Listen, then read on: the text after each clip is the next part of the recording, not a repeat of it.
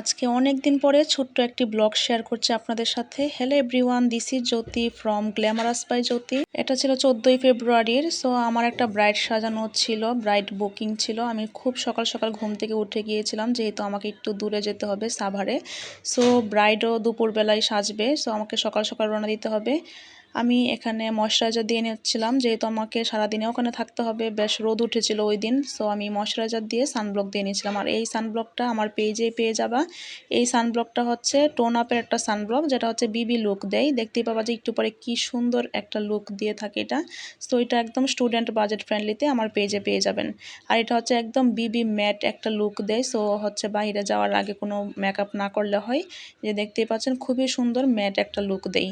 And এরপর হচ্ছে আমি জাস্ট একটা কম্প্যাক্ট পাউডার দিব। অ্যান্ড জ্যাকেটের কম্প্যাক্ট পাউডারটা আমার অনেক বেশি ফেভারিট, কজ এটা একটা খুব সুন্দর মানে নো মেকআপ টাইপসের লুক দিই।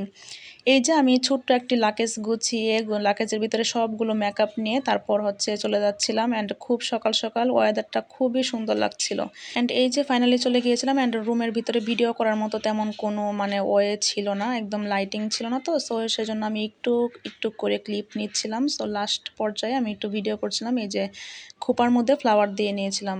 আর সাজানো শেষ করার পর একটু খাওয়া দাওয়া করে নিচ্ছিলাম। অ্যান্ড এই যে আমার ব্রাইডের ফাইনাল লুক, যতটুকু পারা যায় একটু ভিডিও করে নিয়েছিলাম। সো আপনারা চাইলে হচ্ছে বুকিং দিতে পারেন। আমি ঢাকা এবং ঢাকার আশেপাশে ময়মনসিংহে হোম সার্ভিস দিয়ে থাকি। সো যারা যারা বুকিং করতে চান তারা আগেই বুকিং করে ফেলবেন। অ্যান্ড আমার ব্রাইড সাজানোটা কেমন হয়েছে সেটাও বলবেন। অ্যান্ড বিকেলের দিকে হচ্ছে আমি রওনা দিয়েছিলাম, বাসায় চলে আসছি। রাতে আসার পর হঠাৎ করে আমার এই পিঠাটা খেতে ইচ্ছা হয়েছে। এই পিঠাটা হচ্ছে আমি ফ্রিজিং করে রেখে দিই। এটা হচ্ছে ঝাল মশলার পিঠা। কারা কারা এই পিঠাটা খেয়ে থাকেন, আমার কিন্তু খুব ফেভারিট। অ্যান্ড খুবই ক্রিস্পি হয়ে থাকে। এটা ডুবো তেলে ভাজতে হয়। অ্যান্ড বানিয়ে রাখি আমি ডিপ ফ্রিজে ডিপ করে। এটার সাথে পেঁয়াজ আর সস দিয়ে খেতে কিন্তু অনেক মজা।